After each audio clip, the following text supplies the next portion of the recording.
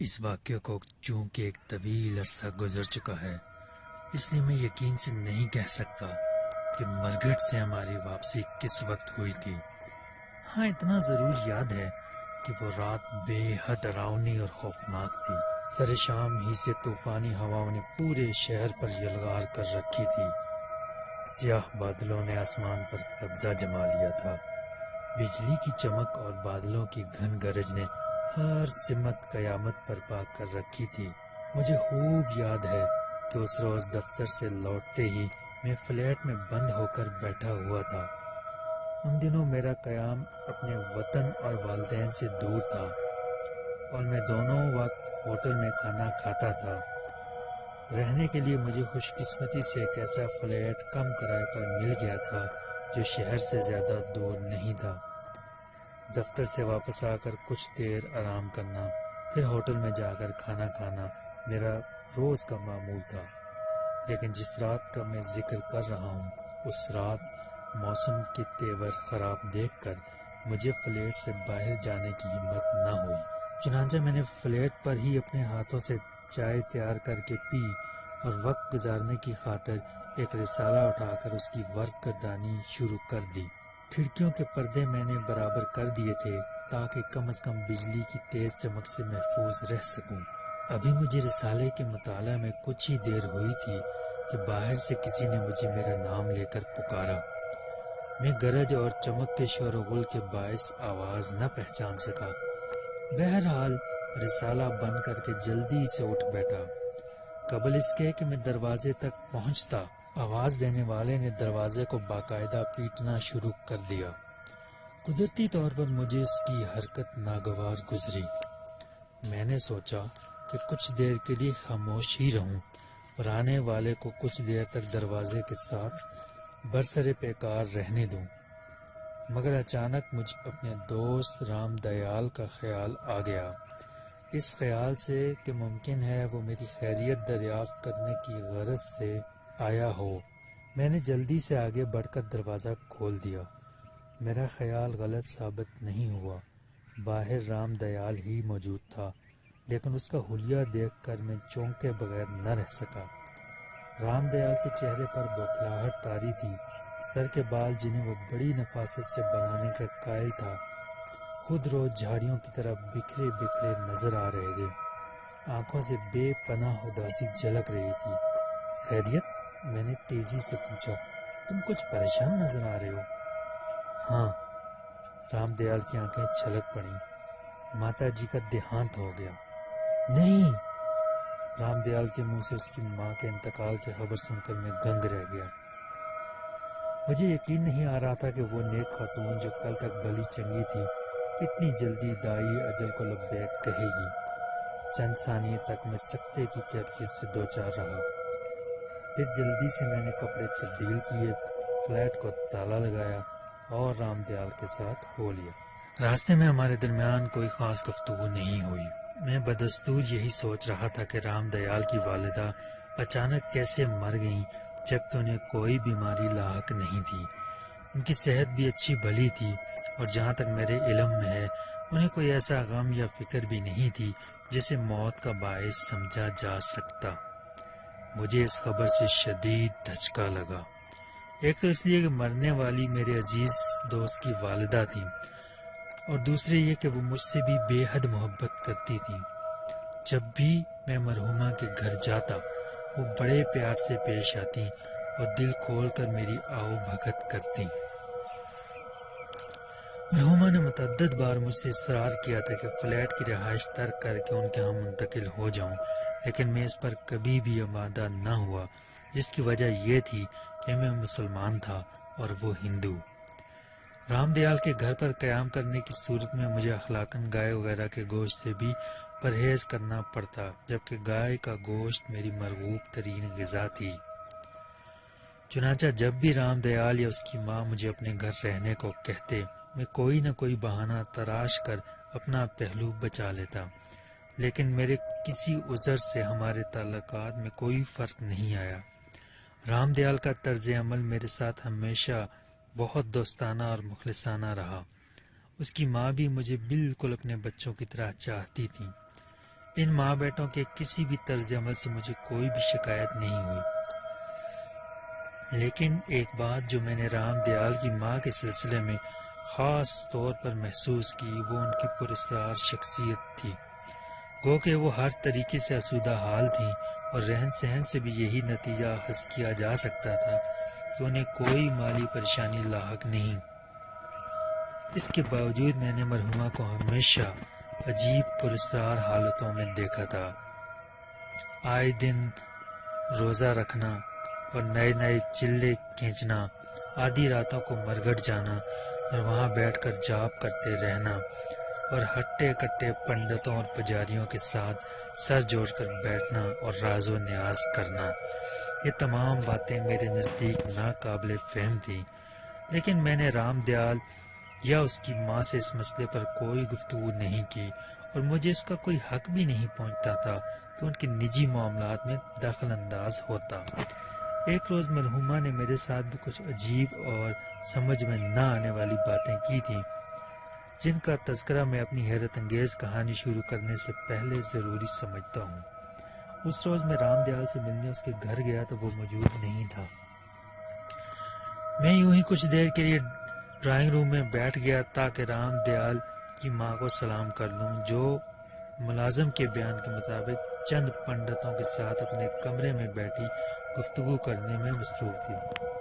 میں نے جان بوجھ کر اس وقت ان کے کمرے کی طرف جانا مناسب نہیں سمجھا تھا۔ مجھے زیادہ دیر تک انتظار نہیں کرنا پڑا۔ وہ پنڈتوں کو رخصت کر کے سیدھی میری طرف چلی آئی تھیں۔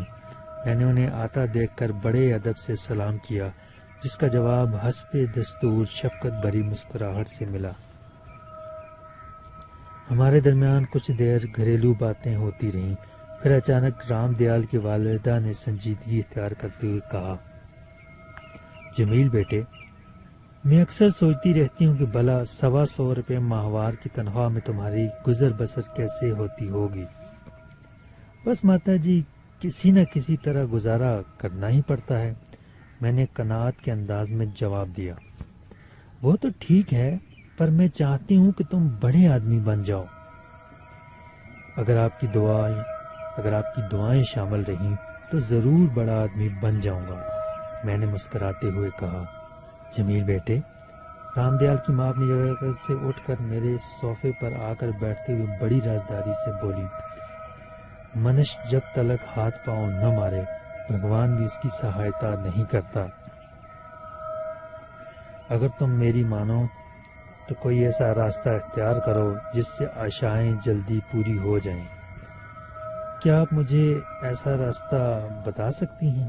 میں نے ازراہ مذاق پوچھا۔ ہاں، مرحومہ نے مختصر جواب دیا، پھر ادھر ادھر دیکھ کر میرے کچھ اور قریب کھسک آئیں اور دبی زبان میں بولی، میں تمہیں ایسا منتر بتا سکتی ہوں جس کے پڑھنے سے تم کچھ ہی دنوں میں مالدار آدمی بن سکتے ہو۔ رام دیال کی ماں کے منہ سے منتر کا لفظ سن کر میں حیرت زدہ ہوا، لیکن اس سے پیشتر کہ میں ان کی بات کا کوئی جواب دیتا، انہوں نے دوبارہ کہا، میں نے تمہارے لیے آج ہی ایک پجاری سے بات کی ہے۔ پجاری کا کہنا ہے کہ اگر تم دھیان لگا کر ایک منتر یاد کر لو تو تم اپنی تمام کٹھنائیوں سے چھٹکارا حاصل کر سکتے ہو اور تھوڑی ہی سمے میں مالدار بن سکتے ہو۔ ممکن ہے آپ اور پجاری دونوں ٹھیک کہہ رہے ہوں، لیکن میں تعویذ گنڈوں اور عمل رمل پر کوئی عقیدہ نہیں رکھتا۔ میں نے رام دیال کی ماں کو ٹالنا چاہا، اگر قدرت کو منظور ہوا تو سب کچھ ہو جائے گا، ورنہ ان باتوں سے بھی کچھ حاصل نہیں ہوتا۔ ایسے شبد زبان سے مت نکالو بیٹے، وہ تیزی سے بولی، تم ابھی جنتر منتر اور دیوی دیوتاؤں کی شکتی سے واقف نہیں ہو، اس لیے ایسی بات کہہ رہے ہو۔ ظاہر ہے اس سلسلے میں کوئی بحث مباحثہ بے سود تھا، لیکن مجھے اس بات پر حیرت ضرور ہو رہی تھی کہ رام دیال کی ماں مجھ سے اس قسم کی باتیں کیوں کر رہی ہیں۔ اگر کوئی واقعی منتر کچھ دنوں میں مجھے مالدار بنا سکتا تھا تو انہوں نے وہ جاب خود کیوں نہیں کیا، اور اگر اس وظیفے کے لیے ضروری تھا کہ اسے کوئی مرد ہی پڑے تو خود ان کا لڑکا رام دیال موجود تھا۔ میں بھی انہی باتوں پر غور کر رہا تھا کہ رام دیال کی ماں نے مجھے دوبارہ آمادہ کرنے کے لیے کہا، میں نے جس پجاری سے تمہارے لیے بات کی تھی اس کا کہنا ہے کہ تم دوسروں کے مقابلے میں عنقا کو زیادہ آسانی سے اپنے قبضے میں کر سکتے ہو۔ یہ عنقا کس چیز کا نام ہے؟ میں نے تعجب سے پوچھا۔ میں تمہیں عنقا کے بارے میں سب کچھ بتا دوں گی، لیکن اس کے لیے ضروری ہے کہ پہلے تم سچے دل سے اس منتر کو یاد کرنے اور پڑھنے کا وچن دو اور اپنی پوتر کتاب کی سوگند کھاؤ کہ تم عنقا کے بارے میں کسی اور کو کچھ نہیں بتاؤ گے۔ مجھے افسوس ہے ماتا جی کہ میں کسی منتر وغیرہ میں کوئی دلچسپی نہیں رکھتا۔ میں نے اس بار بڑی صاف گوئی سے انکار کر دیا، پھر ان کا دل رکھنے کے لیے کہا، جو کچھ میری قسمت میں لکھا ہے وہ مجھے مل جاتا ہے، اس سے زیادہ کی ہوس میرے اصول کے خلاف ہے۔ تمہاری مرضی، رام دیال کی ماں نے روکھے لہجے میں جواب دیا اور اٹھ کر اپنے صوفے پر چلی گئیں۔ میں محسوس کر رہا تھا کہ انہیں میرا جواب گراں گزرا ہے۔ اس کا اندازہ مجھے ان کے چہرے کے بدلتے ہوئے تاثرات سے بھی ہو گیا تھا۔ اس کے علاوہ میں یہ بھی دیکھ رہا تھا کہ انکار کے بعد سے وہ مجھ سے اکھڑی اکھڑی باتیں کر رہی تھی۔ چنانچہ میں وہاں زیادہ دیر نہیں ٹھہرا اور اٹھ کر چلا آیا۔ اس واقعے کے بعد میں 3-4 روز تک رام دیال کی طرف نہیں گیا۔ جو باتیں رام دیال کی والدہ نے مجھ سے کی تھیں، ان باتوں نے مجھے ان کی طرف سے اور مشکوک کر دیا تھا۔ 1-2 بار راستے میں اتفاقاً رام دیال سے ٹکراؤ ہو گیا۔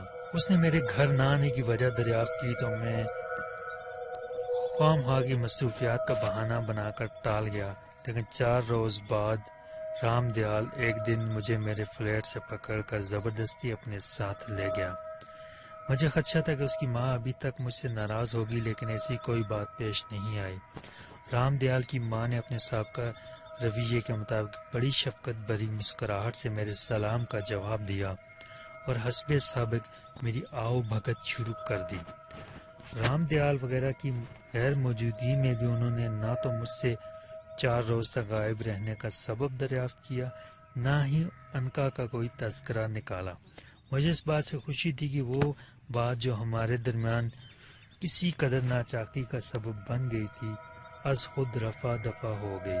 چنانچہ میں نے پھر رام دیال کے ہاں پہلے کی طرح آنا شروع کر دیا۔ اب میں پھر اس بھیانک رات کی طرف آتا ہوں جس رات رام دیال نے مجھے اچانک اپنی ماں کی موت کی خبر سنائی اور میں گنگ رہ گیا۔ بہرحال جب میں رام دیال کے ساتھ اس کے گھر پہنچا تو وہاں رونا پیٹنا مچا ہوا تھا۔ کنبے کے علاوہ پاس پڑوس والے بھی جمع تھے۔ میں ایک خاموش تماشائی کی طرح سب کو دیکھتا رہا۔ رام دیال کے ایک عزیز نے مشورہ دیا کہ اس بھیانک رات میں ارتھی اٹھانے کے بجائے اگر صبح اس کا بندوبست کر لیا جائے تو زیادہ مناسب ہوگا، لیکن دوسرے افراد نے اس مشورے کو قبول نہ کیا اور اسی وقت ارتھی اٹھانے پر زور دیا۔ چنانچہ جلدی تمام ضروری رسوم پوری کی گئیں اور ہم لوگ مرگٹ کی طرف چل دیے۔ کسی ہندو کی موت میں شریک ہونے کا یہ میرا پہلا اتفاق تھا۔ مجھے موت اور زندگی کے خوفناک کھیلوں سے ویسے بھی ہمیشہ سے الجھن ہوتی تھی۔ چنانچہ میں نے یہی کوشش کی کہ کسی طرح رام دیال کی نظریں بچیں تو میں واپس چلا جاؤں، لیکن رام دیال تو جیسے میرے دل کی بات تاڑ گیا تھا۔ وہ مجھ سے چمٹ کر رہ گیا، غرضیہ کہ مجھے مجبوراً اس کے ساتھ مرگھٹ تک جانا پڑا جہاں چتا پہلے سے ہی تیار تھی۔ میں نے لکڑیوں کے اس انبار پر نظر ڈالی تو مجھے بے حد خوف محسوس ہونے لگا۔ موسم کے بگڑے ہوئے تیور ہر لمحہ خطرناک ہوتے جا رہے تھے اور میں دل ہی دل میں خدا سے دعائیں مانگ رہا تھا کہ مستدار بارش ہو جائے تاکہ میں رام دیال کی ماں کے جسم کو آگ کے شعلوں میں جلتا نہ دیکھ سکوں، مگر بجلی کی چمک اور بادلوں کی گھن گرج کے باوجود بارش کا دور دور تک کوئی نام و نشان نہیں تھا۔ مجھے مجبوراً وہ سب کچھ دیکھنا پڑا جس کا تصور آج بھی میرے جسم کے رونگٹے کھڑے کر دیتا ہے۔ مرگٹ پہنچ کر ارتھی کے ساتھ آنے والے پجاریوں نے پرسوز آواز میں بھجن گانا شروع کر دیا تھا۔ دوسرے افراد لاش کے کریا کرم میں مصروف ہو گئے۔ سب سے پہلے لاش کو لکڑیوں کے انبار پر رکھا گیا، پھر اس پر گھی کا پورا کنستر الٹ دیا گیا۔ بعد ازاں جب لکڑیوں کے انبار پر مٹی کا تیل چھڑکا جانے لگا تو میرے دل کی دھڑکنیں تیز ہو گئیں۔ رام دیال نے اگر میرا ہاتھ تھام نہ رکھا ہوتا تو میں یقیناً وہاں سے بھاگ کھڑا ہوتا۔ توہن و کرہن مجھے ان رسوم کے ہولناک اختتام تک وہاں ٹھہرنا پڑا۔ چتا کی بھڑکتی ہوئی آگ کے شعلے آسمان سے باتیں کر رہے تھے۔ پجاریوں نے بھی بھجن کے بول خلق پھاڑ پھاڑ کر گانا شروع کر دیے تھے۔ فضا میں ہر سمت مٹی کے تیل کی بدبو اور گوشت جلنے کی چراند پھیلی ہوئی تھی۔ میری نظر اب رام دیال کی ماں کی مجبور اور بے بس لاش پر جم کر رہ گئی تھی جو شعلوں کے درمیان گری ہوئی تھی۔ اچانک میں نے لاش کو اکڑ کر اٹھتے دیکھا تو میرے حلق سے چیخ نکل گئی۔ میرے پاس بچاؤ کی ایک ہی صورت رہ گئی تھی کہ میں سختی سے آنکھیں بند کر لوں۔ چنانچہ میں نے ایسا ہی کیا اور اس وقت تک آنکھیں نہیں کھولی جب تک کہ بھجن کی آوازیں بند نہیں ہو گئیں۔ جب میں نے دوبارہ آنکھیں کھولی تو لکڑیوں کا انبار دہکتی ہوئے انگاروں میں بدل چکا تھا اور رام دیال کی ماں کی ہڈیاں تک غالباً جل بھن کر راکھ ہو چکی تھیں۔ مرگٹ سے واپسی پر مجھے رام دیال کے گھر جانا پڑا۔ پھر بمشکل چھٹکارا حاصل کر کے میں اپنے فلیٹ پر پہنچا۔ تھکن کے مارے میرا ایک ایک جوڑ پھوڑے کی طرح دکھ رہا تھا۔ مرگٹ کا خوفناک منظر ابھی تک میری آنکھوں کے سامنے گھوم رہا تھا۔ فلیٹ کو اندر سے بند کر کے میں نے جوتے اتارے، پھر روشنی گل کی اور ایسا بے سدھ ہو کر پلنگ پر گرا کہ صبح تک مجھے کسی بات کا ہوش نہ رہا۔ صبح میری آنکھ کھلی تو 8 بج رہے تھے۔ مجھے ٹھیک 9 بجے دفتر پہنچنا تھا۔ چنانچہ میں جلدی سے اٹھا، منہ پر پانی کے چھینٹے مارے اور جلدی جلدی لباس تبدیل کیا۔ نیچے آ کر قریبی ہوٹل میں الٹا سیدھا ناشتہ کیا اور آفس کی طرف چل دیا۔ میرا آفس فلیٹ سے تقریباً 1 میل کے فاصلے پر تھا۔ 9 بجنے میں ابھی 10 منٹ باقی تھے، اس لیے مجھے یقین تھا کہ میں ٹھیک وقت پر دفتر پہنچ جاؤں گا۔ لمبے لمبے قدم بڑھاتا میں بڑے چوک کی ایک فٹ پاتھ سے گزر رہا تھا کہ مجھے یوں محسوس ہوا جیسے کوئی چیز میرے سر پر آن گری ہو۔ وہ یقیناً کوئی ہلکی پھلکی چیز تھی، کوئی مڑا توڑا کاغذ یا پھر ردی کے کپڑے کا کوئی ٹکڑا۔ میں نے اوپر فلیٹوں کی طرف دیکھا لیکن وہاں اتفاق سے کوئی بھی نظر نہیں آیا۔ میں سر جھٹک کر دوبارہ چل پڑا، لیکن ابھی میں تھوڑی ہی دور گیا تھا کہ مجھے ایسا لگا جیسے میرے سر پر نکیلے پنجوں والا کوئی جانور رینگ رہا ہو۔ میں نے ہاتھ بڑھا کر اس اندیکھی مصیبت کو پکڑنا چاہا لیکن وہاں کچھ۔ Subscribe to our channel by clicking the subscribe button. Click the bell button and enjoy the latest uploads from our channel.